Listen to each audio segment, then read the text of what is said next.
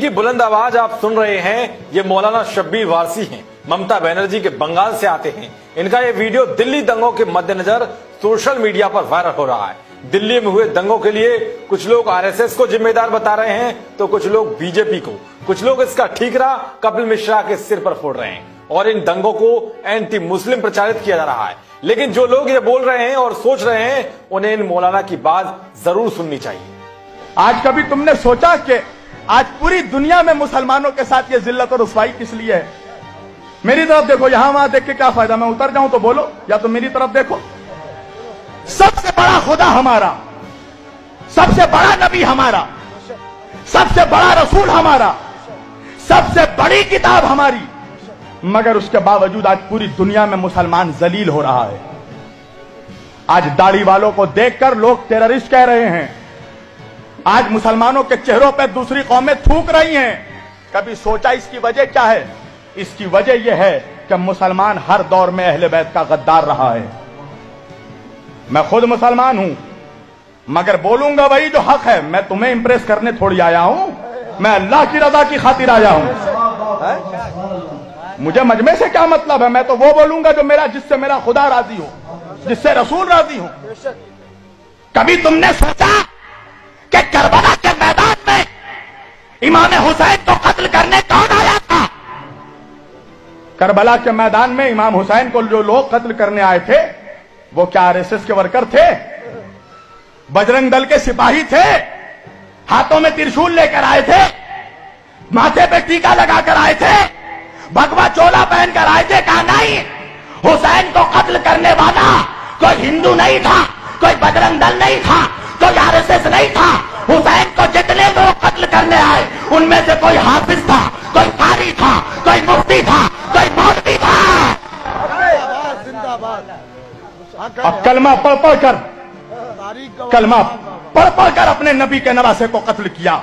अल्लामा इकबाल ने कहा कि क्या तमाशा हुआ इस्लाम की तकदीर के साथ, क्या तमाशा हुआ इस्लाम की तकदीर के साथ, कत्ल शब्बीर हुए नारे तकबीर के साथ। हुसैन का ज़बा करने वाला हर हर महादेव का नारा नहीं लगा रहा था, अल्लाह अकबर का नारा लगा रहा था। एक हिंदू शायर है जिसका नाम है माथुर लखनवी, याद रखना। उसने एक शेर पढ़ा, आज तक हिंदुस्तान में किसी मौलवी में हिम्मत नहीं हुई कि उस हिंदू का जवाब दे सके। वो हिंदू होके कहता है माथुर लखनवी कि खुदा का शुक्र है हम हिंदुओं में। देखो एक हिंदू क्या कहता है, कहता खुदा का शुक्र है हम हिंदुओं में कोई शब्बीर का कातिल नहीं है। वो कहता है देखो हम काफिर हैं, बुत परस्त हैं, सारी खराबियां हम में हैं, मगर हमने नबी के नवासे को कत्ल नहीं किया। ऐ मुसलमानों, तुम हाफिज हो, तुम कारी हो, तुम मौलवी हो, तुम मुफ्ती हो, मगर तुमने कलमा पढ़ कर अपने नबी के नवासे को कत्ल किया। तो सुना आपने, मौलाना ने साफ तौर पर कहा है कि मुसलमान ही मुसलमान का दुश्मन है। मौलाना अपनी कौम से जवाब भी मांग रहा है। बताओ, है कोई जवाब? है कोई जवाब? आज देखो 1400 साल हो गया, कितना बड़ा जुल्म है।